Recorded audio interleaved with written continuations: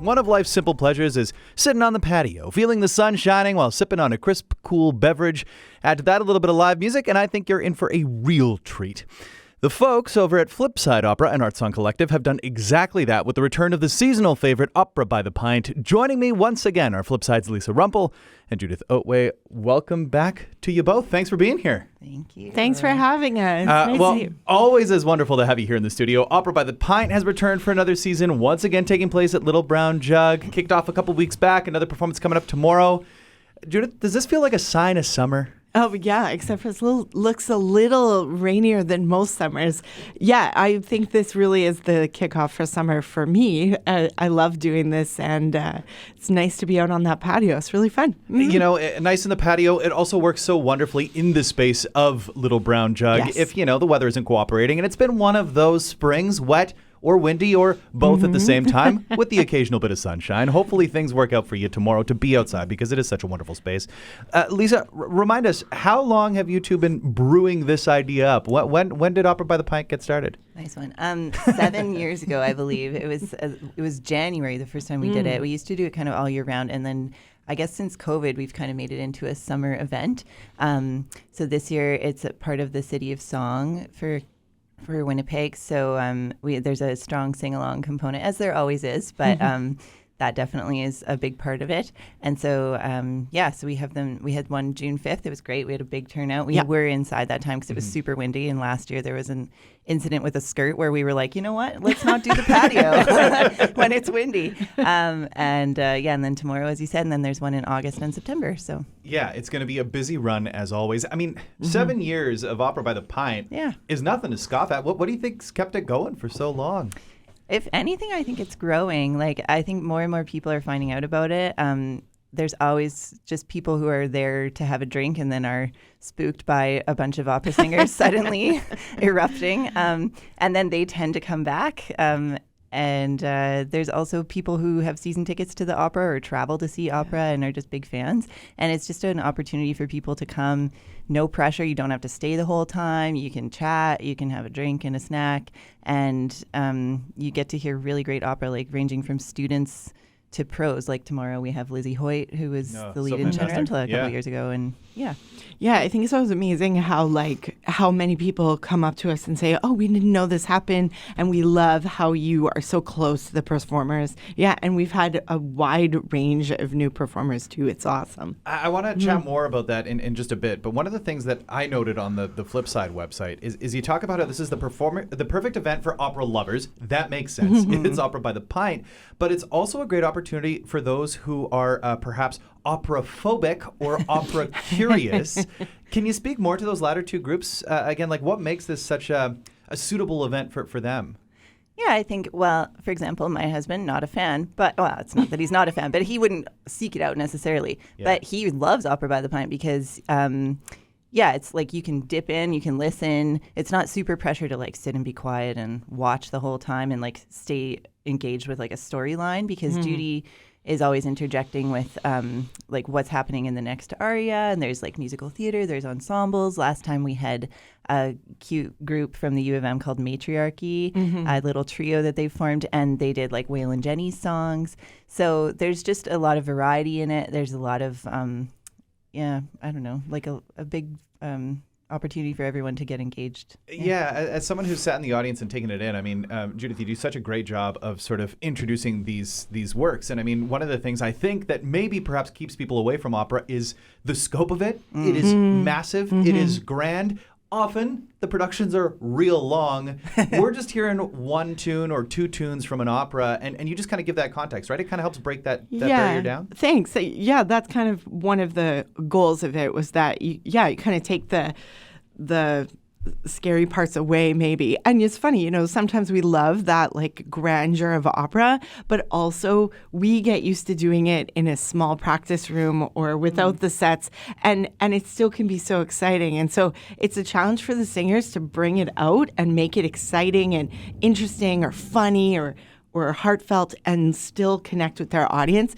And I think it's really exciting when those things match up. And also I think one of the other things that makes it interesting for audiences is I've heard that and I believe this to be true, is they're so up close and personal, something you don't get to see when you're watching a show at the concert hall. You don't see that singer like breathing or sweating or whatever, right? But I think you get to see what they're doing, and I think that also really draws people in, interestingly enough. Yeah. Totally. Couldn't agree more. Yeah, from the concert hall to the brew hall, these sort of pint-sized productions. And I mean, I think that's, again, just really what makes this event such a great one and has kept it going for 7 years. That casual atmosphere, you mentioned, kicked off back on June 5th for this season. Well received. Can you speak a little bit more to the performers that are going to be performing tomorrow? Is it a big lineup? You mentioned Lizzie Hoyt. Yeah.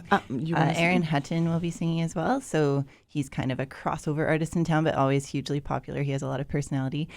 We also have 3 singers who are here from out of town, or 4 actually. Yeah. Wow. From out of town, they're doing something with Good Mess Opera Theater right now, and which their thing I think is on June 21st. Yeah, I think it's a Friday. I think it's this Friday, right? Oh, There's okay. 2. Yeah. You can buy tickets for that too. Yeah. But that's different. But you'll get to hear some of them here, and they're singers from out of town, which is great because some very new voices for some people. One of which actually went to U of M, Sawyer Craig. Oh, so that's right. It's yes, her. yes. Yeah, she's going to be there. So a good mix of singers, and then Scott Braun as well. Oh yeah, Scott Braun. Great Sang in our lineup. bocce tournament Yeah, last year. yes, that's right. Always a great lineup, and like you say, you never know who's going to pop up and start singing. And there is that sing-along component, the City of Song Initiative, City Winnipeg 150. And you already spoke a little bit to this, Lisa, but can you talk more about the fact that anything's fair game, like Baroque opera, bel canto, contemporary, musical theater, you can do it all at Opera by the Pint, right? Totally. And we really try to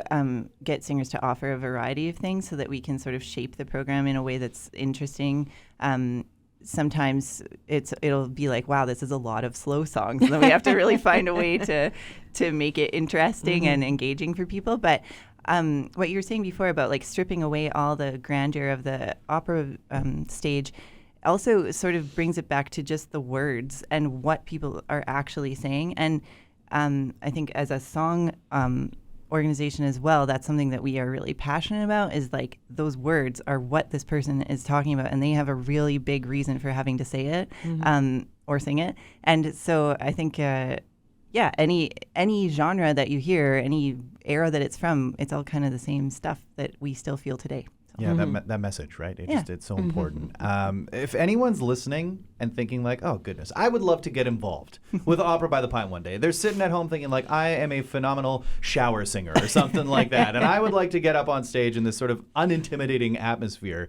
How do people get involved with the initiative? I mean, of course, they can be there as an audience member, but in terms of the application process, is there an application per se? There is. If you go to our website and you go to which is flipsideopera.com, you will find a tab for Opera by the Pint, and there is a fillable form for singers to apply, and they just submit whatever their heart desires. So whatever feels good to them, whatever they're working on, maybe duets if that's an option too. And then we tried our best to slot them in.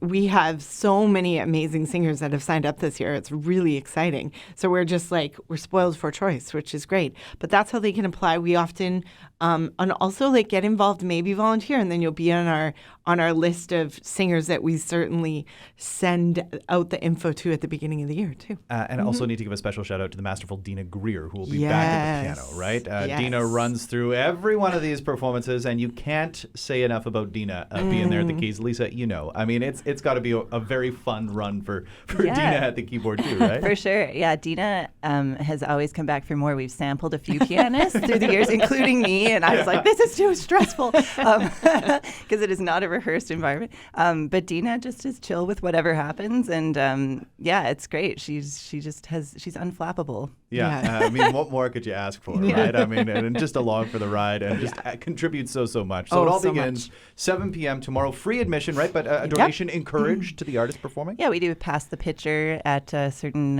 intermission break, and I come over and bother people and ask them if they've ever been before and if they're enjoying it and that kind of stuff. So it's a nice opportunity to visit too. Yeah, and all that money goes to the singers. So whether we do the pass the hat so that we can up their pay essentially, so which is something that we will continue to do in coming years. So it's allowing us to keep it going. Well, hoping you can keep it going. Yeah. In this, I mean, I can't believe it. 7th year of Opera by the Pint. It has absolutely flown by. And it's back again tomorrow, 7 p.m., June 19th at Little Brown Jug. You can get involved, too, with a little bit of singing. That's over on 336 William Avenue. Begins at 7 p.m. Details at flipsideopera.com. Lisa, Judith, thanks so much for being here today. Thanks Thanks for for having us on. having us.